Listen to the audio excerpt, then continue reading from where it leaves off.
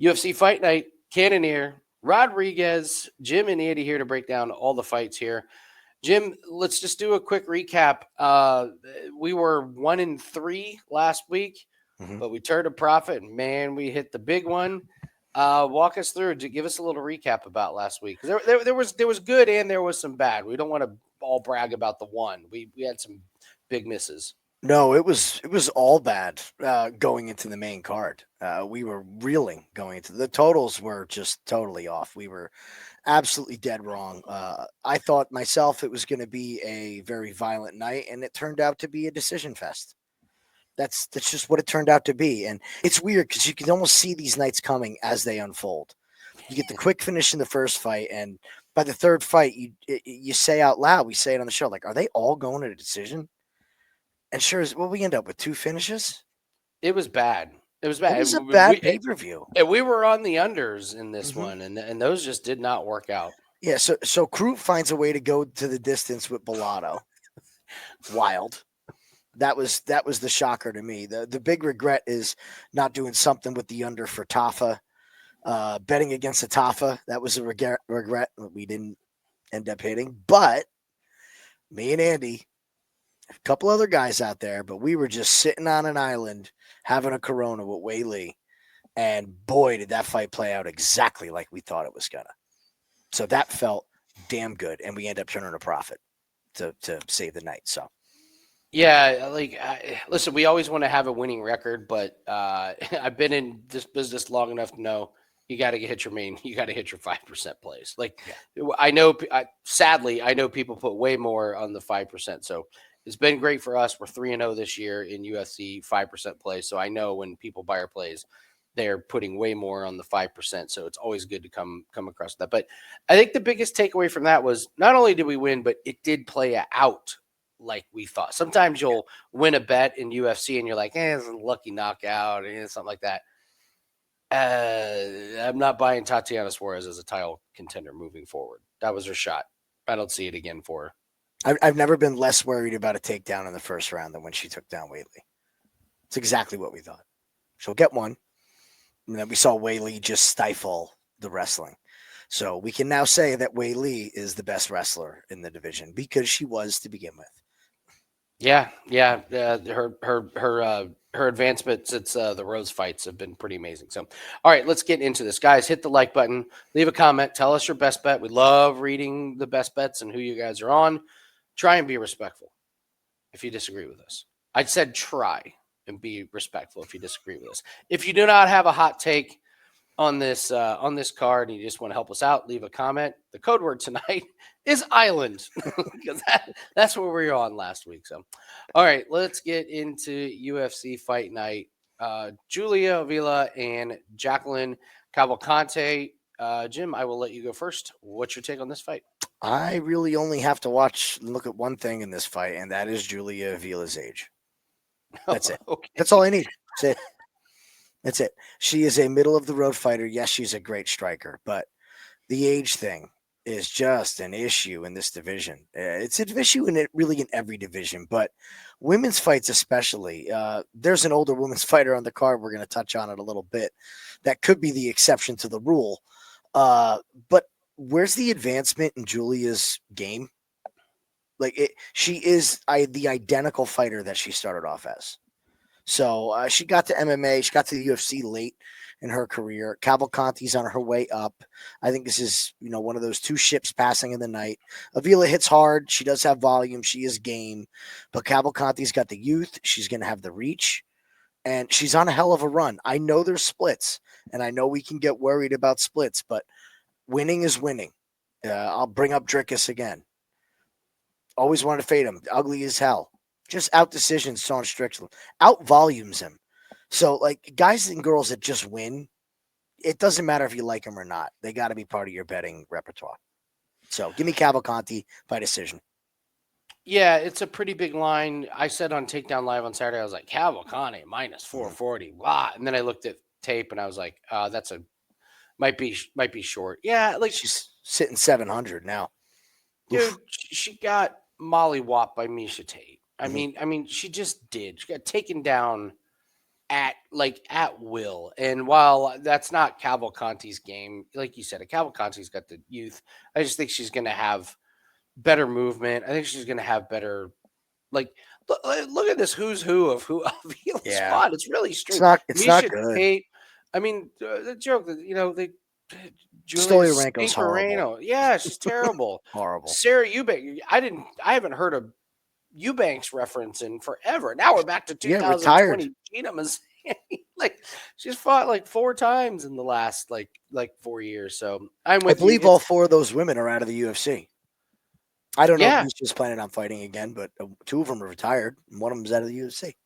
Yeah, the other thing is I think Josie Nunez and Nora Cornell beat Avila at this point, and Cavalcanti's gone toe to toe and won the split decisions on those. So it's Cavalcanti, but it's got to be a parlay piece, or you just take it by decision. So Valter Walker, DonTale Mays. It's not the fight we wanted; it's the fight we needed. Who do you like in this one? Everybody hates Valter Walker. People just love to talk on this guy like he did anything wrong. What did Valter Walker do to upset everybody? That he got is it because he got his shot because of his brother? Like, I know he's not good. We know Valter Walker is not good. But here's what we saw in Valter Walker's last fight. The dude came in with a body transformation. Looked a million times better. So that at least tells me that he is committing to a career. He's not committing to being a bottom of the barrel heavyweight. So, yeah, the skill set's not great. The striking's bad. We really don't know what the cardio is with his new body. I was really hoping that Tafa fight would have went a little bit longer so we could see if that cardio and that wrestling is going to come to the front. I believe it's purely based off the wrestling, is that he realized that he needs cardio, and I think he learned that in the Bresky fight. He gassed out even though he was having success in the fight. So what does he do? He comes back trimmer. He takes Tafa down. He gets a submission. Tafa says he didn't tap, blah, blah, blah, blah, blah. But he still got the W. Explain to me what DonTale Mays has shown you as far as being a committed fighter. He looks, again, the same. He has never once in his career taken a step up in skill gap. He's just the same fighter. So a strong breeze can take this guy down. I think we're going to see Walker get Mays to the ground. And if he can keep him there, he's going to win the fight. Now, if we see that he can't hold down Mays, you better have your finger on that live button because we don't know what Walker's cardio is going to be in 2 and 3. Okay. We know that Mays can go 3 rounds. Not a hard 3, but he can go 3. So I would pick Valter Walker from the jump. I think he's going to take Mays down. We're probably looking at a ugly decision. But if he can get back up, Walker's going to be in trouble on the feet. Here's my worry. It's the one where I have, because you're right. Valter Walker should be able to take DonTale Mays down and just lay on him. He should be able to do that because that's what Gaziev did. UFC is not messing around with getting rid of these boring fighters. There could be a scenario where Valter Walker is like, I'm going to show off my striking and I'm going to show UFC that I am more than just a wrestler. And if he does, I think it's not going to go well for him. But I also don't think DonTale Mays is good enough to knock him out at this point. So I think it could be where Walker tries to strike and then is just like, you know what, forget this. I'm just going to go to the wrestling. Because you're right, DonTale Mays, he just can't get up. Mm-hmm. Excuse me there. He gets taken down and then he's just there. That's just it. It's over for the round. So Walker, I think, is going to figure that out and probably do that. He just needs to be active on the ground. But I am terrified that we get a Carl Williams situation, that we get a who was the Asian guy that was just like, I'm going to show off my striking and take my first loss in the UFC. Nakamura? Right? Yeah. Yunya Nakamura? Yeah. Mm-hmm. We've seen it a few times. Yep. That's my one worry with this one. So It's Walker by decision, but it is not a big wager. Actually, it's no wager for me. The only reason I'm giving a prediction is because we're recording a video on this one. That's about it. So, all right, Vince Morales and Elijah Smith. We had Elijah Smith on Contender Series. Went back and looked at the notes that we took. Actually, I want to come to you first because Elijah Smith has a good pedigree. great camp. I think he's going to come in really prepared, but we noticed he's got some holes in his game. So I'm interested. What's your take on Elijah Smith and Vince Morales? I came away from the Elijah Smith fight actually impressed. Like, I know we have holes, but that kid went through the fire in that fight. He went through a roller coaster of ups and downs and ups and downs. I mean, puts an absolute working on the kid he was fighting, the Samoa kid, in the first round. And you saw him worked through the cardio issues, work through, oh God, this guy's not going away. Like, and you know, his father, Gilbert, in the corner, absolutely fantastic coaching in that fight. Way to adapt and change your game plan and say, look, this kid's not going away. We got to be smart here. In the third round, he does what he has to do to win the fight. So I was really impressed with the maturity of him. Now, is he going to have holes in his game? Of course he is, right? But what's with all this talk about Vince Morales like he was unjustifiably cut from the UFC? I know he's a veteran, and these Contender Series guys have not looked great, but I've really never been impressed with Vince Morales. I've been fooled by him way too many times. The guy is very easily hit, first of all, which is a massive hole. You guys know I don't like betting on fighters with bad defense. I just don't. And this guy has bad defense. He's susceptible to leg kicks. He's susceptible to a lead hand jab. And Elijah Smith is going to have a huge physicality advantage as far as speed and movement in this fight. I think that he can touch up Morales and get himself to a decision in this fight. I don't see a finish coming. I think he's going to be quick enough to avoid Morales for the first round. And I think the damage is going to pile up on Morales' face, which is going to make this a pretty even fight in the second and third. I would be a little worried in the second and third if we see the same thing from Smith again. That's what made me not bet it. I want to see Smith one more time. I don't have any money on this fight. If I'm picking a side, I'm going to drink the Kool-Aid on Elijah Smith and say he wins by decision and gets a really nice debut win over a veteran in Morales. Well, this is not going to be any fight that Jim bets money on, and I'm not going to bet money on, but I'll take the other side on Vince Morales. I kind of like Vince Morales to squeak it out. We've seen these Contender Series guys just bring it. They're just brought in too early. What's up with Cody Steele and Cody Steele? Horrific coaching. Even McAuliffe in his win. Yeah. Just like no game plan. It just a couple things worked because Kevin Joussette's game plan was even more worse than that. And these Contender Series guys are not having good success. I put Elijah Smith in a different category because of his dad. And one of the notes that I made is, you know, on Contender Series, you can listen to the coaching. Like you can hear the coaching, and you can see it in between rounds. He's getting the best coaching. Yes. And one of the notes that I made is there is no way on God's green earth that Gilbert Smith would have let Cody Steele fight the way he did on Saturday. There is no chance, based on what we watched Gilbert Smith do with his son. If you put him in Cody Steele's corner, he's going to be like, you are not standing there and going toe to toe with this guy. Your arms are half his length. And you are a dominant wrestler. What are you doing? So I think Elijah Smith's going to have a pretty good game plan. I like the experience here from Morales. And I will say this, like Miles Johns, legit veteran, Jonathan Martinez, who we bet on, Chris Gutierrez, Benito Lopez, that doesn't look good, but Yadong Song, like these are some pretty big fighters that he lost to. He comes back, and I went back and watched the Taylor Lapilus fight. Morales is going to have the cardio advantage. Morales had enough cardio in the third round to really go toe to toe with Lapilus in kind of a no-win situation that he was in. And I like he got a takedown late in the third against Lapilus, like picked him up and took him down. I think he can handle Smith's takedown on the feet. I think it's pretty close. And I'm going to fade these Contender Series guys, even though it terrifies me that I think Elijah Smith. And the other thing, Elijah Smith grew up in the industry. Dad, like he's been around. I don't think the lights are going to be too bright for him. I don't think he's going to freeze. But at plus damn near 200, I'll take a little sprinkle on Morales. So, this is good. Jim and I will go a little bit fun head to head, but this is not dominant. Like, we're planting our flag down on these plays, but this would be an interesting one. I'm excited for this fight to learn. about Smith. I want to see if he takes the next step. Both of these guys, we can learn a lot about both, but like one of these guys is going to come out going, okay, he's got a future in UFC, and the other one we're going to be like, oh, that wasn't that great. So, all right, guys, what do we have up at Wager Talk? Well, we got our 5% UFC best bet. I mean, seriously, we're 3-0. We're number one at Wager Talk, 3-0 on the 5% plays. So, what else do you need?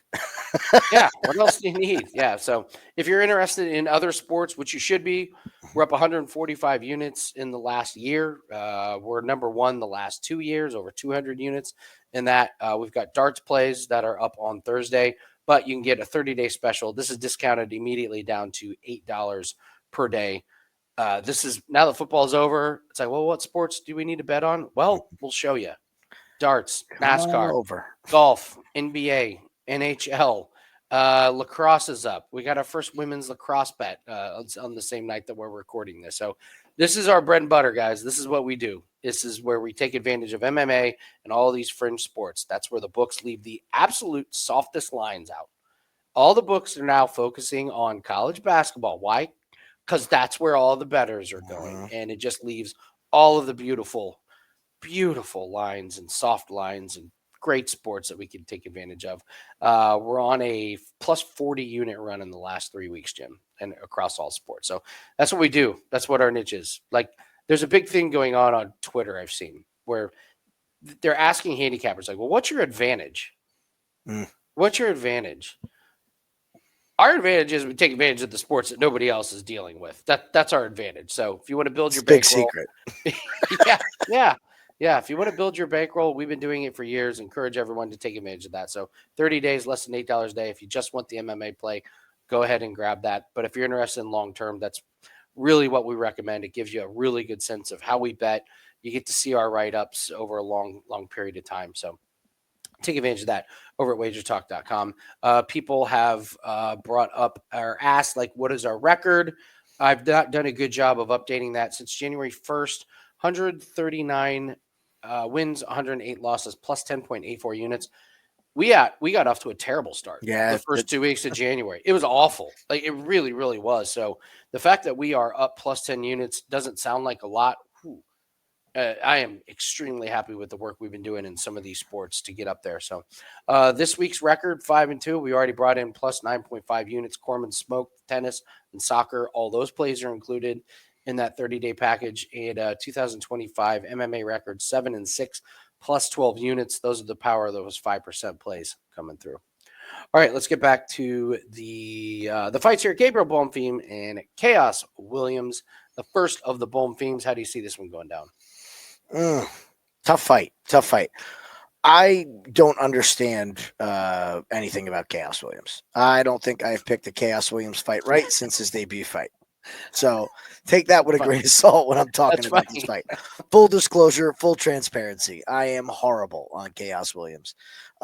He's got a real estate company. You want to say it's the side hustle theory, but he wins. And then you have Bonfims. Are they good? We don't know. There's so much we don't know in this fight. Is Chaos focused?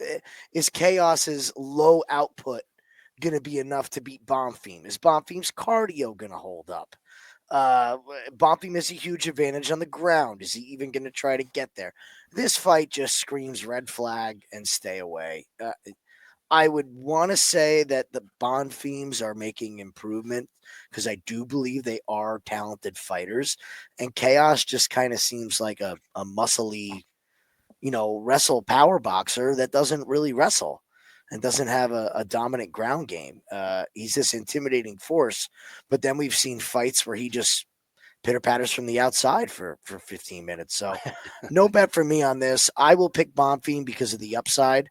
I don't think we're going to see massive improvements from Chaos, but that cardio of Bonfim scares me. And his willingness to exchange scares me too against a power puncher like Chaos. I won't harp on this fight too much because from a betting perspective, it's just really, really hard, and this is a betting show. I'll have some fun here. Can I poke holes in the last 6 fights of Chaos? Oh, it's Swiss cheese. Go for it. I mean, Carlson Harris is, we said it on the show, Carlson Harris is one of the worst strikers I've ever seen. Mm-hmm. And what happens? Chaos, 30 seconds into the fight is like, this guy's striking is non-existent. I'm going to kill him. He does. Bedoya takes the fight on short notice. Bad luck. Makes his UFC debut, and Chaos almost loses that one. Loses a split to Randy Brown. Okay, it takes you 3 rounds of knockout. You go to decision against Sulmelsberger, then you lose a decision to Pereira. Now, that being said, how can you fault a guy for winning 4 out of 5 fights in the UFC? This is UFC. Winning's not easy. So that's why I'm conflicted with this fight. I'm with you. I don't know what to expect from Gabriel Bonfim. So if anything, if there's any play, I just think it's probably dog or pass. Because if Bonfim starts to gas, if Chaos can keep this on the feet, I think Chaos can win rounds 2 and 3. I wish he would throw more volume, but if Chaos can survive the early chaos, no pun intended there, from Gabriel Bonfim, I think round 2 is going to be really close. And if he gets to round 3, I like Chaos because I don't think the cardio is there for Bonfim. It's not a bet, but maybe a live line. Actually, probably a great live line. Yeah. Live line there because Chaos is the underdog already. So if he survives round 1, but you see Bonfim starting to fade, yeah, it's probably Chaos. But pre-fight, nah, nothing here.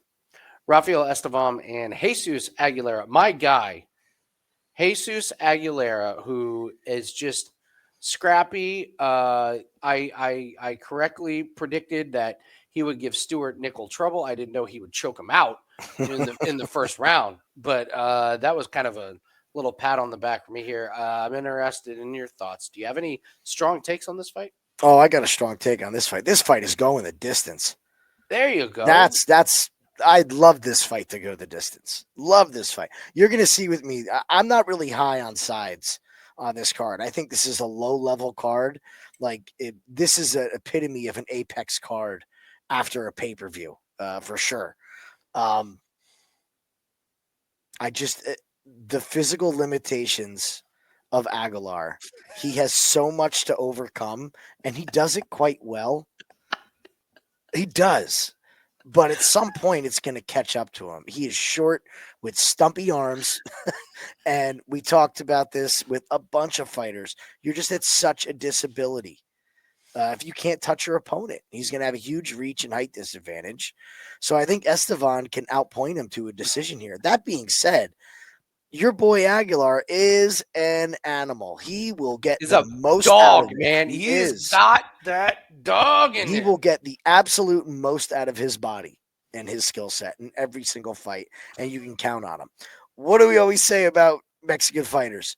Take the fight to go the distance because they're next to impossible to finish.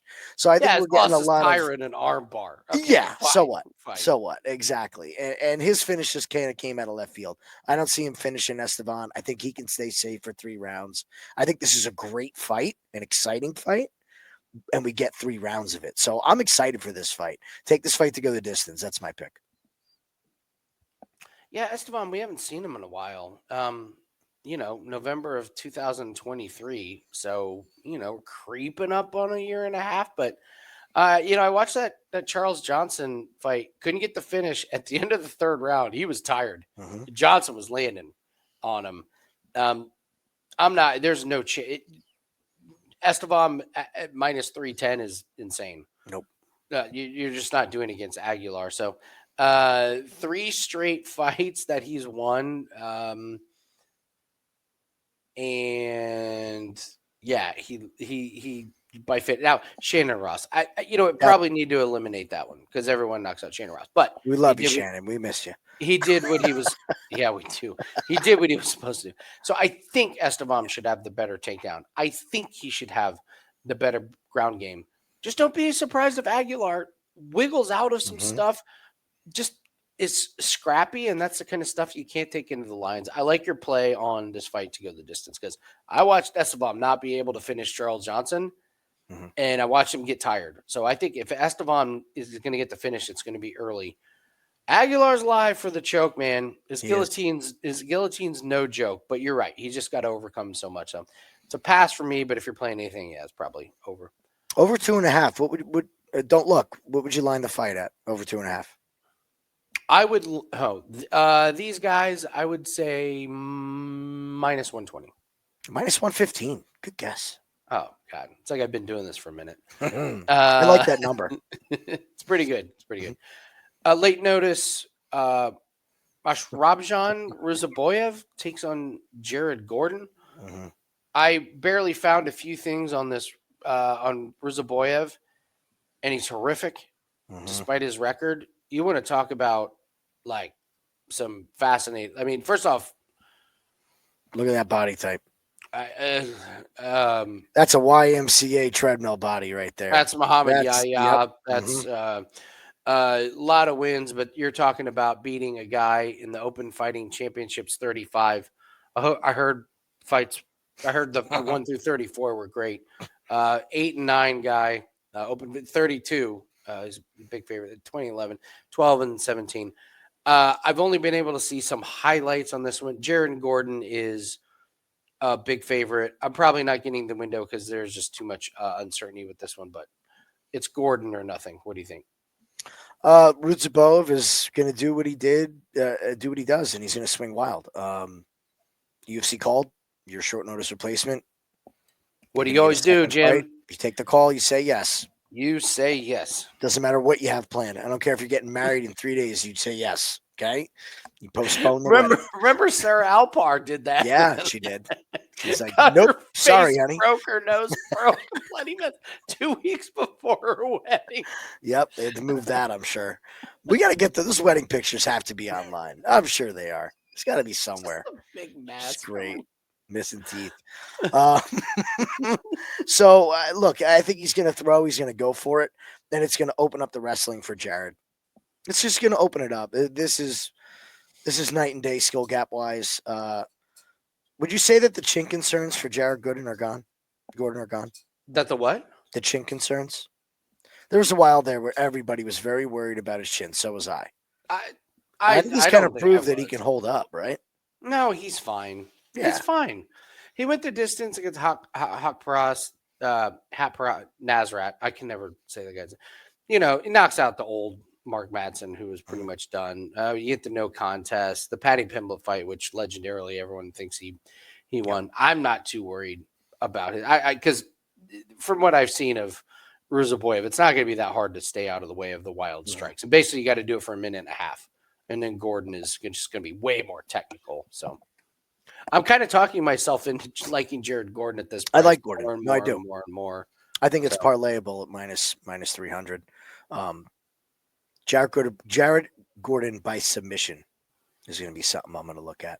Because I have a feeling Ruziboev is going to be tired as hell at the end of round 1 if this fight's still going. Okay. All right. So we'll see when those props come out. But all right. Well, you made a reference to an older female fighter, and I'm sure you're talking about Angela Hill, 40 years old, against Ketlen Souza. Line is pretty damn close to a pick'em. Angela Hill was a favorite a little bit earlier this week, but that's kind of flipped. What do you think? How long can Angela keep it up for? How long can she keep it up for? It is super impressive. You have like the Hall of Fame fighters, but like I hope that 20 years from now, even if Angela Hill doesn't make it into the Hall of Fame, we still are talking about Angela Hill's career because it is damn impressive. It is damn impressive to be competitive and not fall off a cliff at 36, 37, 38. Now she's at 40, still competing. But she has her limitations, which she's always had. Can I cut you off? Go right ahead. Can you believe Angela Hill's fought Tisha Pennington, Amanda Lemos, and Chandarova? Yeah. She's been around forever, man. Oh She's my fought gosh. everybody. Who else? Who else has she fought? I wonder how many rematches she has on her record. Irish lost in shot. I mean, you're right, man. It's been Nina Nunez, Marina Morales, Courtney Casey. Yeah. Wow. She's outlasted all of them, man. Yeah, she's really been around. And I think a lot of it has to do with her point style. It's a very damage adverse style. So it's high volume, it's high cardio, and she's going to put volume on her opponents. The problem in today's MMA is I don't know if that's a good thing when you have somebody across the cage from you that's going to be able to land bigger shots and get, what do I always say? The oohs and ahs of the crowd. Whether it lands or not, if it gets an ooh and it gets an ah, the judges score it. That's all that matters is entertainment. So Souza gets the knockout over Yaregi, who I think now we can pretty much completely not trust her chin. So I'm very confused personally on how to score that. It goes down as a choke, but it was She smoked her with that punch. It was a shot, yeah, that she Smoked jumped her. So that's why it says rear naked choke, but yeah, that's a knockout. She beats Mardik, man. Not impressed. Losing to Karine Silva gets her knee shredded. I will say, we talk about injuries. I don't see the injury hangover for her. Like she doesn't look like she's favoring that at all. I think she's 100% back from that. So I just kind of throw the injury out and not worried about it. I do think that Souza can make this fight difficult for Angela Hill. And the problem is when it goes to the judges, Angela Hill is just always on the damn wrong side. And I think a lot of the moments are going to be had by Souza. And it's going to be a bad look for Angela Hill going to the judges. 29-28, split decision for Ketlen Souza. I'm with you. I like Souza in this one. She's got the age. And you're right. Karine Silva, this is what Karine Silva does. Like she's one that's on the up and up, like coming up. I know this goes to decision. She beat the shit out of Mardik, man. She just did. I went back and watched that. That was a domination. And then, great finish. I got to tell you, I know that her fight with Mardik Man was in April 2024. That was the coming back from the knee issue. Mm-hmm. Her jump and how good she looked. And I know that the Yaregi fight only lasted a couple minutes. Immediately off the bat, you knew like, oh, she's made big time improvements or she feels more comfortable. I don't know. I think it's going to be too much for Angela Hill. We've made no bones about it. One of my favorite things to do right now is fade these older fighters who are at the end. Jim, you've said, we have a turning over. Like this is like the it's turnover year. Yeah. Yeah. So I'm always going to side with the younger fighter who I think is going to, and Angela Hill, she looked great against Denise Gomez, and then Pinheiro gave up. Pinheiro's horrible. Okay. Let's call a spade a spade. She's horrible and she gave up. And so what happens? Angela Hill gets an up in competition, and Ricci kind of puts it on her with her energy and, just like her pressure. And I think that's what Souza does here. I think Angela Hill is going to be a formidable opponent, but in the end, Souza's just going to be a little too much. I think she gets two. And at this price, I think it's fantastic. Like this falls into the fade the older fighter theory, and that's kind of where I'm at on that one. Jose Delgado versus Connor Matthews. Jim, where did you land at on this one? I landed off of this fight. I can't pick a side in this fight. I know I'm hemming and hawing, guys. I'm sorry, but I'm not going to tell you to put your money where you shouldn't. Too many variables in this. I do like Connor Matthews as a fighter. I think this is going to be a tough fight against Delgado. I would expect one of these guys to look really dominant. I can't tell you which one it is to save my life. I went back and looked at film, and I see holes in both sides. I'm going to pick Connor Matthews for the sake of picking Connor Matthews because I like his style more. I think he's a little bit more well-rounded than Delgado. I liked what I saw from him in his last fight against Bazookia. The fact that he got a finish in round 3. I'm sorry, he got finished in round 3. I don't know. Was he tired, would you say?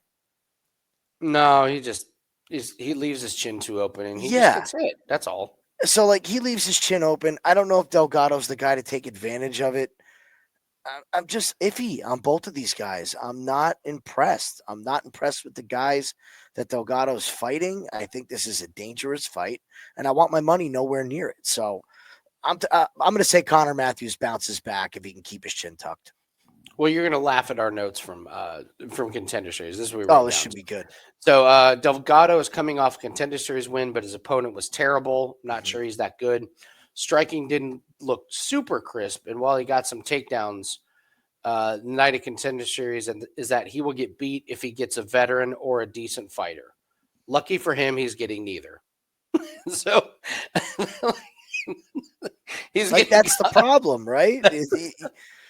You can't fade a fighter, and this is a mistake a lot of people make. Is I got to fade this guy. Well, you can't fade him against somebody who's also you're going to fade. You can't. Yeah, do it. Like the Rosenstrike Pavlovich fight for me, it played out as a horrible fight. They're two fade fighters. Yeah, in my opinion. I'm gonna take Delgado in this one because I think Connor Matthews is just way too limited. Delgado's raw, but I got to tell you, man, I like the hunger in him. Okay. I thought he pushed the pace, and while he's not as crisp and not as polished as we would like, maybe he's made some improvements. I like that he was as aggressive as he was. He went for broke, and you get a decent camp or you get some decent coaches behind you, and they go, we're just going to tweak this. We're going to tweak this, and we're going to tweak this. I think Connor Matthews may be a little bit of a finished project. I'm sorry. You lose to Francis Marshall. That has not aged good at all. I had high hopes on Francis Marshall, and this is not. So he loses to Francis Marshall, goes out, gets another fight, and then beats Farias, who hasn't fought since then. He's had some fights canceled. Dude, getting knocked out by Bazookia is a bad look. Like, if you don't remember Bazookia, he got his absolute brains kicked in by Sean Woodson. It didn't get finished, but he was a mess. Then he gets knocked out immediately, and then he somehow wins against Connor Matthews, and then he loses to Francis Marshall. So this is not a good fighter. I'll take Delgado. It's minus 210. Not sure I feel great about that one. But Connor Matthews is everything I've seen of Connor Matthews is just there's levels of this game, and sadly, you're just not there on that level. What do you think about the total? Under. Okay. Under. Yes. See, I would even go opposite there. You stick with Andy's breakdown on this fight. He sounds like he's got this one better than me. Forget what I said.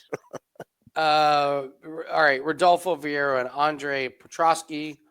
Where do you stand on this one? Let's talk about the New England cartel. New England cartel. Okay. These guys are just fades, man. They're fades. The New England cartel. Oh, no, that was the main event. Henzo Gracie Philly. I get them confused because they're both. Yeah, they really I knew where you were going with it, but they're like the same gym. they turn out the same result from two different parts of the country. These guys just don't make improvements. It's infuriating to watch fight after fight of the same mistakes and the same bad cardio and bad strikes and bad wrestling and just bad. Petroski's not a great fighter. And, the other thing about Petroski is when push comes to shove, I just don't know if he has it. Like we talk about Jesus Aguilar. He's got it. He's got it. He's got fight. I don't know if we have that with him. He's going up against Rodolfo, who, in my opinion, has made fantastic improvements, going from a pure grappler to now being able to hang with strikers and implement his game. When he gets you to the ground, I don't care what your wrestling and grappling credentials are, unless you're Fluffy Hernandez in the second and third round. Yeah, he's going to submit you. You do not want to go to the ground. Going 3 rounds with Chris Curtis, mainly on the feet, pretty darn impressive from a jiu-jitsu guy. So I like Rodolfo in this spot. Any chance I have to fade a fighter out of Henzo Philly and New England cartel, I will continue to do so until the next crop of fighters comes out of that gym and I can assess where they are, because I just don't think these guys are built for this. I don't think they're the best. Petroski's coming off with 2 wins. One is against Dylan Budko. I think maybe one of the worst fighters in the UFC. We'll get to him in the next fight. He just took Budka down and laid on him. There was no damage. There was no striking. It was nothing. He did the same stuff against Josh Fremd. What do these guys have in common? Well, they're either not in the UFC or they're not going to be in the UFC. What happens? This weird fight against Jacob Malkoun where he shoots in, he knocks himself out on Jacob Malkoun's waist, whatever. He gets obliterated by Pereira. Like, obliterated. Goes to split against Mearshart because they grapple F each other. And okay, you beat Wellington Turman. Look at who he's beating, man. Wellington Turman, like Josh Fremd, Dylan Budka. I'm not impressed. I I'll give him that he's a one-trick pony. He can take weak fighters down. But after that, I don't think he's that great. I don't think his control is that complicated. It's, when you're going up against terrible fighters, when you're going up against this guy, you're not holding this guy down, I don't think. So he wants to be on his back. Like, I think that's what's the nightmare matchup for Petroski. Like, oh, you're going to try and take me down? By all means. I thought this win against Petrosian, because we were on Petrosian, and boy, did he make us. There were quotes about where he was like, well, I'm not that interested in fighting. It doesn't excite me anymore. And then he comes out and mollywops Petrosian. Like, no messing around on the feet. Gonna get you down. I'm gonna choke you out. Gets the thing against Brundage. And they have this weird fight against Chris Curtis where he shoots 20 takedowns and he doesn't get any of them. It was like the Chris Curtis, like, amazing takedown defense. I think he kind of learned his lesson against Chris Curtis, where a lot of those takedowns were pretty weak. I don't think he's going to do that against Petroski. I think if you're going to stand on the feet with Petroski, there's nothing coming back at you that you're worried about. I think you can be patient. Like you said, once this goes to the ground, it's Vieira. It's Vieira all day long. So I agree with you that I think it's Rodolfo. And yeah, you want to get cute? Yeah, go ahead and throw Rodolfo by sub. That's how he wins. So. Oh, yeah, inside the distance on him. If he wins this fight, it's going to be inside the distance. I actually think he's got an advantage in the striking. He's shown a really nice jab. Petroski has no advantage. Maybe the takedown. But again, that's the problem. If you take Dylan Budka down, great. If you take Vieira down, now all of a sudden you're in his world. So, all right, the next Bonfim, Ismael Bonfim and Nazim Sadikov. Interesting fight, in my opinion. What do you think? This is another Bonfim. Like, God, I can't figure these guys out. I do believe that Sadikov is very good. Very good. This is a much higher level matchup than the other Bonfim fight, for sure. Again, do we trust these Bonfims to take the next step? I it's not enough sample size for me to say these guys are title challengers. Like, I just can't do it. A win over Vince Pichel, I can't get behind. Okay, just not going to happen. A win against Terrence McKinney, not going to happen. I just can't get there on these wins to say that's the guy I want to put my money on. I think Sadikov is good, man. I think he's good. I think he's got a chance in this fight. I love the fact that he has just been selective on his fights. It looks to me like this is a very, very selective game plan by him and his corner of who they're going to take and who they're not going to take. And where I saw right here, we had a canceled bout against Chris Duncan. I think he kills Chris Duncan. Chris Duncan's not that good. The draw against Borshev is a bad look, but we're going back 2 years now. Okay. The Slava that we saw this past weekend was way worse than that Slava. Okay. Again, we have a Terrence McKinney sighting. What happens? Terrence McKinney gets finished. The win against Evan Elder. We like Evan Elder. We think Evan Elder is a good fighter. He's got some. So to me, that's a quality win. I know it's a doctor stoppage, but that was a good fight. I know Elder was winning. It was a tough fight with Elder. I just can't back the Bonfims at their prices. I just absolutely can't. So this is going to be a no bet for me. If I'd be looking anywhere, I'd be looking at the over in this. I think both of them can stay safe enough to not get finished by the other one. I think we could see a very, very tightly contested matchup. Good way to kick off the main card. Great fight to kick off the main card. I have much more confidence in this Bonfim in this fight than you do. So I'll go to Bonfim. Nice performance on Contender Series. Both of them have beaten Terrence McKinney. This version of Saint Denis was a little different. I mean, he just got murdered. I like that he went the distance. Okay, I thought that showed that they were like, you need 3 rounds in the UFC. You need to control your striking, and he did.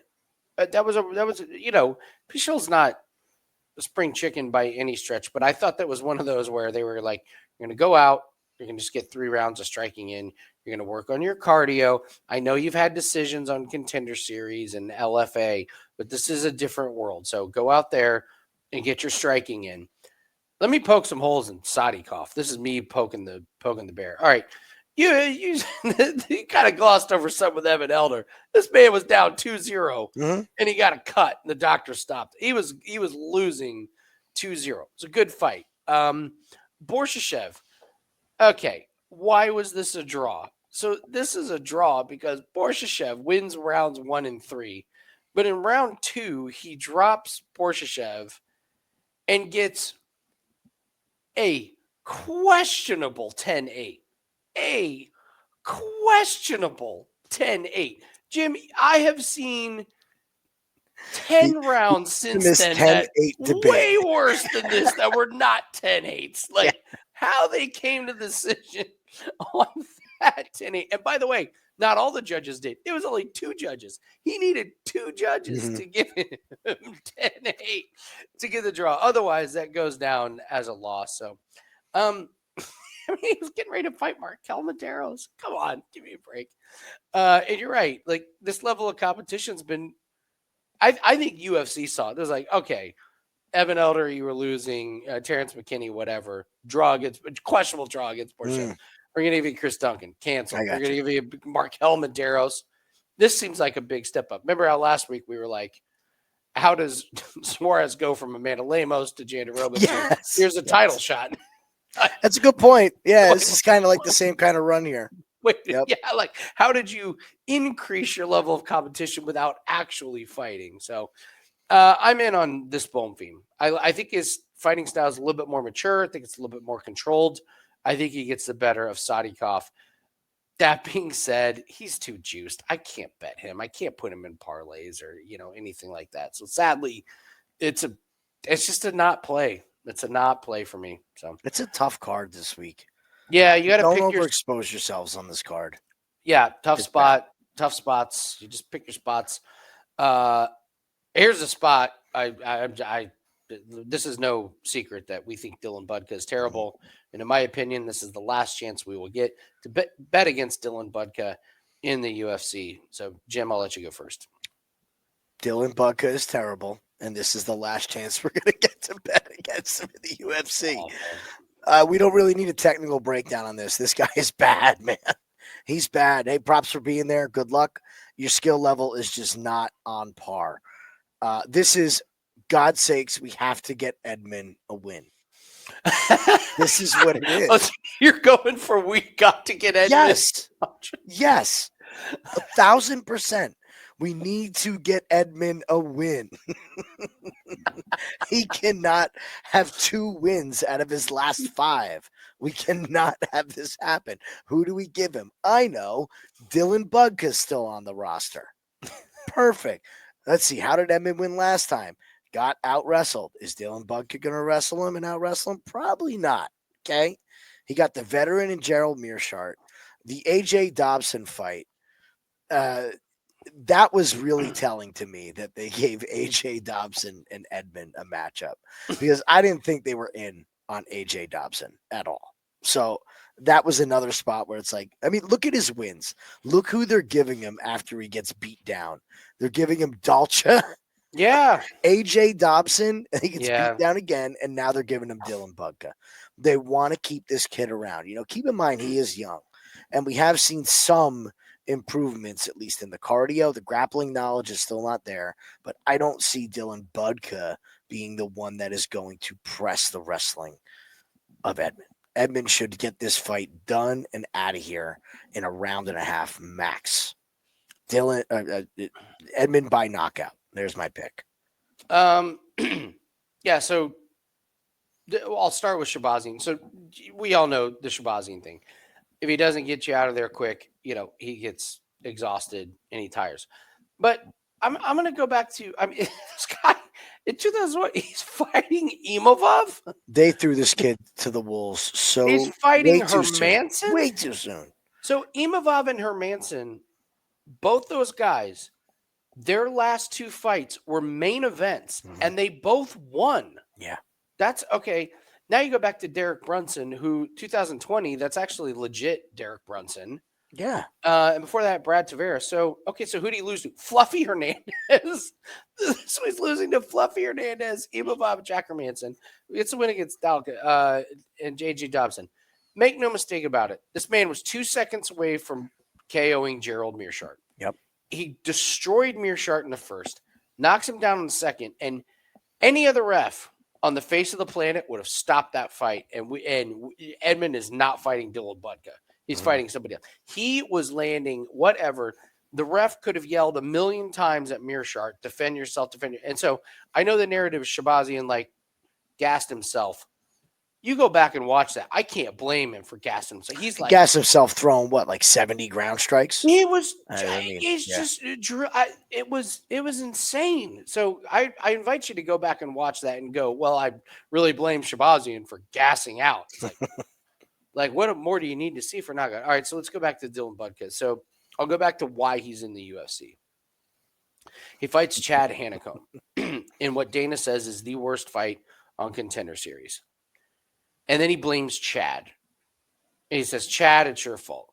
What we didn't know was that Chad was on a cocaine bender in Vegas, tested positive for all that stuff. And so he was 9-2 then. Now he's 10-3.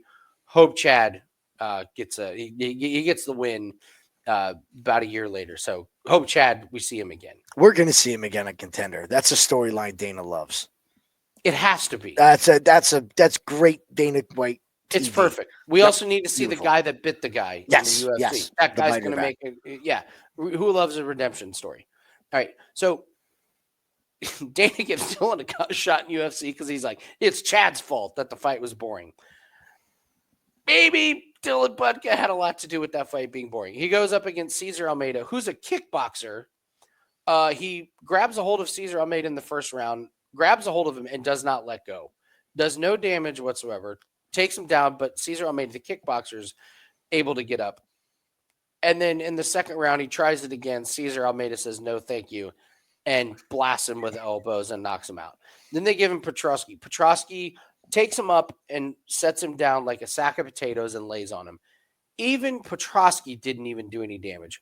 Budka, no resistance to the takedowns, no ability to get up. He's just awful. I'm with you that this is Shabazian. This is a get-right fight. He's exciting, but I do think he's going to manage his cardio a little bit. And here's the other thing. Dylan Budka doesn't have any cardio. So even if Shabazian gasses, this ain't the guy to take advantage of it. So it's Shabazian probably by finish. I'm with you. Calvin Kattar, Youssef Zalal. All right, Jim, where do you stand on this one? I feel like this is the really pop. If the world had a chance at the Parlay Buster segment of our video, which we're going to get to, I feel like the world would be on Calvin Kattar because it seems like the really popular pick. Where do you stand on it? I was originally going to be on Calvin Kattar in this spot and just thinking, like, look, at some point you got to play the law of averages and you're just due for a loss. You don't want to blindly just fade a guy, like I said, with a bad fighter because they're due for a loss. But I was going to be on Kattar. I think this is definitely going to be a tough test for Zalal. However, we just talked about this last week. These major knee injuries with fighters later on in their careers. Look, it was the Arnold Allen fight, right? Yeah, it was bad. It was really bad. Just blows his knee out. It sucked to see because, God, that was on its way to being a great fight too. It just was horrible to see. Comes back against Aljamain Sterling and just another horrible fight. Horrible fight. Aljamain does what he does. Backpacks him. I have a feeling that this knee is not going to get any better. Not at Kattar's age. This is way different than, like we were saying earlier, with a young Souza coming back from a knee injury. This is an older fighter. And you want to talk about damaging miles? Let's talk about Calvin Kattar. Yeah. He goes up against Jeremy Stevens. Both guys are pouring blood. He fights Dan Ige. Both guys are pouring blood. He fights Max Holloway. Both guys are pouring blood. He fights Giga. What a damaging fight. I mean, great win. He beats up Giga, but Giga got his offense going in that fight. Josh Emmett, who we know hits like a Mack truck That goes to decision with 3 rounds of just headshots, man. The damage is starting to catch up. I think it's caught up. After this knee injury, not only were we already worried about that, how committed could he be? This is setting up really nicely for a Zalal win. And if Zalal decides to wrestle, he is going to have a huge advantage on Kattar in this fight. We've seen Zalal come back to the UFC and lean on this wrestling and lean on it hard. Look at his last 4 fights. Choke, choke, choke, choke. You don't get that from standing and trading. You get it from running your grappling. Okay? So if he decides to wrestle in this could look like a very, very easy 30-27 for Zalal on the spot. It does worry me that everybody's on him, but sometimes you got to go with everybody. I just don't see how Calvin Kattar comes back and wins this fight after all the damage. I'm with you. I wasn't that high on Zalal when he came back, and he's proven me wrong. He's done exactly what he's supposed to do, which is this was an injured Billy Q, and he dominated in his return. Did what he was supposed to do, gets the finish against Aarons, who we were kind of like, oh, maybe Aarons has got a little something working. No, Zalal's like, no. And then Jack Shore retires right after this one. And that's a little curious that Jack Shore, a 17-1 fighter, like loses 3 out of 4 and just retires. So did he retire because he realized he didn't have it when guys like Brito and Zalal are finishing him? Of course, the Brito loss is still crazy. I've never seen a cut on the shin. Yeah, Tatiana Suarez was lucky they let that fight go. Yeah. Her cut she had on the knee. So I think one of the things that when we look at somebody like Zalal, he's 28. Look who he lost to in UFC. Topuria, Zoe Choi, Sean Woodson by split.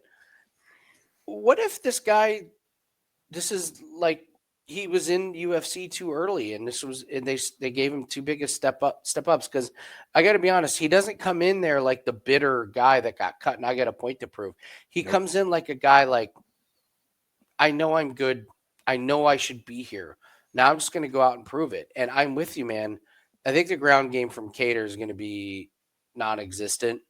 And I don't think Zalal is going to waste too much time being in the striking. And you know me, love fading these guys with these knee injuries. So Kattar's I think the popular pick, but don't be surprised if this kind of looks a little bit similar to the Sterling fight where Zalal gets him down and just, holds him there. So, all right, main event, last fight of the night. Again, guys, hit the like button, leave us a comment, tell us who you like in any of these fights. Give us your best bet.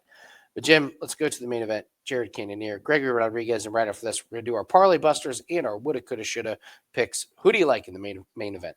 Well, we're going to talk about another fighter who is up in age, rehabbing injuries that he has later in his career, and Jared Cannonier. We're 40 years old, folks. 40 years old, and any 40-year-old at heavyweight. Okay? This is middleweight 40. Jared Cannonier has one of the more inspiring careers of what he was able to do, transforming his body from an out-of-shape heavyweight to a title contender. And he has fought the who's who throughout his career. But he's 40 years old, and he's fought the who's who out of his career. This is adding up. It's adding up, and you're starting to see it in his fights. You're just starting to see it slow down. You can't go 5 rounds on the feet with Caio and get worked. I mean, I thought Caio handled that fight immensely. The Imavov finish, we have to take into account the body language of Cannonier. It was like, oh, early stoppage. Cannonier was out on his feet. If they let that fight go, you just saw what happens when you let a fight go against Imavov. He knocked Izzy face down onto the canvas with that follow-up shot. I think that was a good stoppage by the referee to not let a 39-year-old fighter take a devastating knockout in the 4th round of getting beat down. Okay. Yeah. I just can't see him at this age being able to stop the juggernaut that is Gregory Rodrigues. Gregory Rodrigues, with one of the most deceiving losses on any record that you will ever see. Bruno Ferreira counter left. Stop calling it a counter. It was a jab. It wasn't a Literally counter jab. left. It was a jab. Yeah. Rodrigues came in and he touched him on the chin. And all of a sudden, Rodrigues is on the ground. And we were all in shock by that. What does Bruno Ferreira follow that fight up with? It's not good. No, he loses to Ruziboev. He knocks out Phil Hawes, sadly. Shout out to Phil Hawes. Mm-hmm. Who everybody knocks out. And then, I mean, how do you lose? Defend this. Exactly. A boost submission. Okay. Submitted by a kickboxer. Beautiful. Oh, look, he's fighting. Oh, we got an upcoming fight for him. Oh. Oh my God. We'll talk about that one later. So it's threw everybody off the Gregory Rodrigues train. It just really did. Like everybody was so worried about his chin. What does he do? Goes back to the wrestling. Goes back to the wrestling against Tululin. That's what everybody wanted to see. He admitted it as well. He said, look, I fell in love with my hands. I am way too good of a grappler to go out there and just swing heavies with people. His mouth, not mine. Yeah. His mouth. Ever since then, that eye-opening loss, he's looked like a real complete fighter. He's young.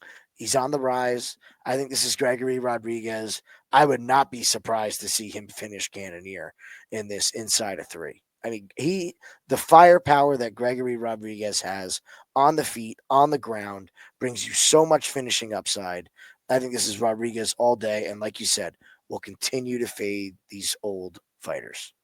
Just have to. Yeah, I'm just going to continue doing it. Like you said, man, like you lost.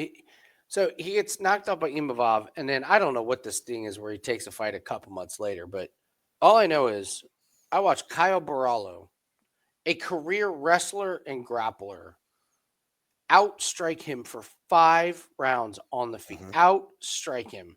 Kyle Barallo has shown no striking, like no fights that he wanted to strike with, and he outstruck Cannonier. And when's his last time that he had a finish? It was against Derek Brunson. So if you're like, well, I'm worried about the chin of Rodrigues, this isn't your guy. This is a 40-year-old guy that doesn't knock people out anymore. The cardio from Rodrigues is a concern. Is Cannonier the guy to push it? I don't know. I will tell you, plus money is on the over 2.5, which I like. I think Rodrigues is not going to blow his gas tank in the first round or the second round. If he clocks him, maybe. But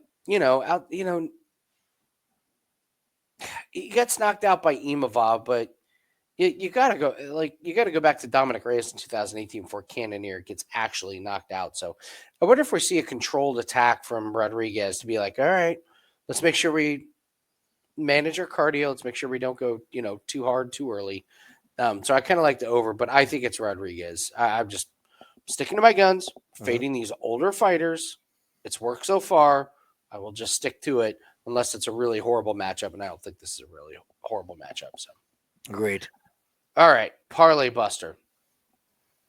These are the fights we think everybody's going to parlay, and we're here to tell you we're a little bit worried. So, this is a really tough card for this one. Do you have a?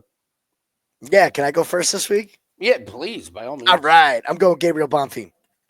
Gabriel Bonfim. Yes. Okay. Why? Because what's going to be the most popular parlay this week? The Bonfim. The Bonfim parlay. Here it comes. Let me take both Bonfims. Gabriel Bonfim is my parlay buster. I am not going to trust him yet. He's got to show it to me. Okay. Fair. I'm going to go to Elijah Smith. These Contender Series guys haven't done well. I like everything about Elijah Smith, but I think he's too raw. And you got Vince Morales, who has way too much experience. I think his cardio is going to be better in the third, so I'll go with Elijah Smith as the parlay buster. All right, the woulda, coulda, shoulda. Darn it, why didn't we lay the house on it? Some of us laid the house on my lay last week. So what's your woulda, coulda, shoulda here? What's the fight we're going to regret not going crazy on? You're going to laugh at me for this one. I'm going to go the other Bonfim because it's a personal thing for me. I can't bet him. And when he goes out there and he smokes Sadikov, who I believe is going to show up a good showing, I'm going to say, why did you have to have doubts on the good Bonfim, Jim? Why did you have to have doubts? Why didn't you listen to Andy? I have to see it with the Bonfims, and that's going to be my woulda, coulda, shoulda. So I'll stick with both Bonfims. I gave you the whole board to work with now. Wow. Okay. I can't say Cavalcanti because she's way too juiced. I'm gonna go with Ketlen Souza. Anytime we get a chance to fade a 40-year-old fighter who she had 2 wins over Gomes and a Pinheiro that gave up and then gets kind of worked over by Ricci. Now she's fighting a younger fighter that I think can do the same thing. And we looking at back going, God, we could have had that. Could have had her even money, -110. Dang it. Now Angela Hill's just exhausted in the third, and Souza's walking forward and raising her hands at the end of the round. So that's going to be my woulda, coulda, shoulda. So like it. All right, guys, that's going to do it for us. Thanks so much for joining us. Leave us a comment, hit the like button, subscribe to the channel, get notified when we release all these videos. And don't forget, we got our 5% UFC best bet. That is up. We're only 3-0. We're only 3-0 on all of our 5% plays. Number 1 at Wager Talk, plus 12 units. So make sure you jump on board. We've been building bankrolls for a long, long time. We can help you with yours as well. Good luck on your plays, and we'll see everyone later. See you Saturday.